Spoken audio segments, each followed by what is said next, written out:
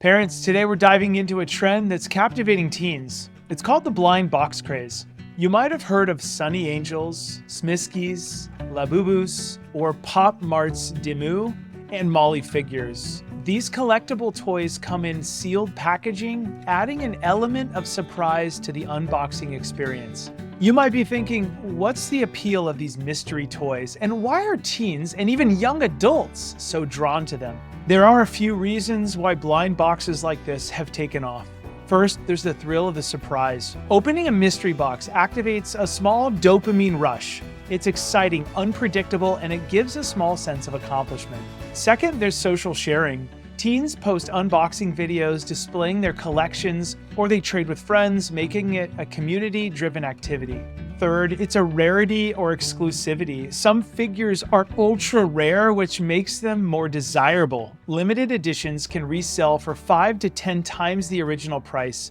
For example, a rare Sunny Angel from the Robbie series costs about $12, but it's sold for over $150 on secondhand markets.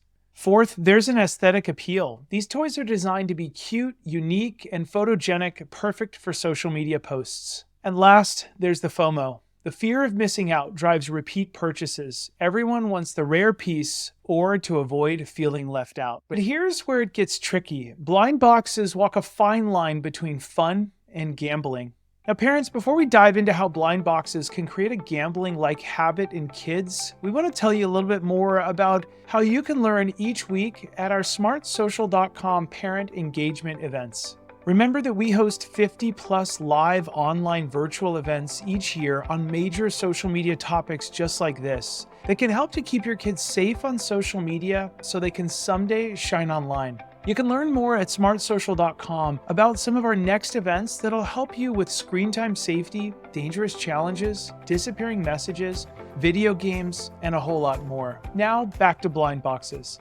Blind boxes walk a fine line between fun and gambling. Kids and teens sometimes buy multiple boxes just to increase their chances of getting that one rare figure. Some might spend $100 or more trying to complete a series or chasing that one holy grail figure. It can create emotional roller coasters, the joy of unboxing, followed by disappointment if they don't get what they want. Peer pressure plays a role too. Teens might feel left out if they're not constantly participating. Some buy it just to fit in. And once the trend fades, which it usually does, they may be left with a shelf of toys they no longer care about and an empty wallet. Now, blind boxes use the same reward system as slot machines, variable reinforcement. You might not get a prize today, but maybe the next one will be the one. That's textbook gambling psychology. That said, not everything about blind boxes is negative. Some teens say it's a form of self-expression. They love the design, the creativity, and the characters. Others say it helps them feel connected to a broader community of fans.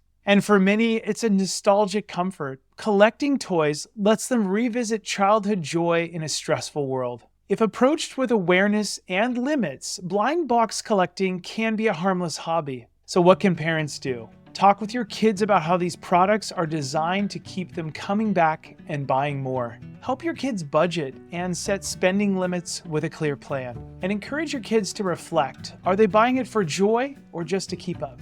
And most of all, remind them they don't need to own everything just to belong. At smartsocial.com, we believe in helping families build healthy digital habits, and that starts with understanding the trends shaping our kids' worlds. As always, remember to keep it light, bright, and polite because your kids are watching what you're doing online. We'll see all of you on the next episode. Have a great rest of the day.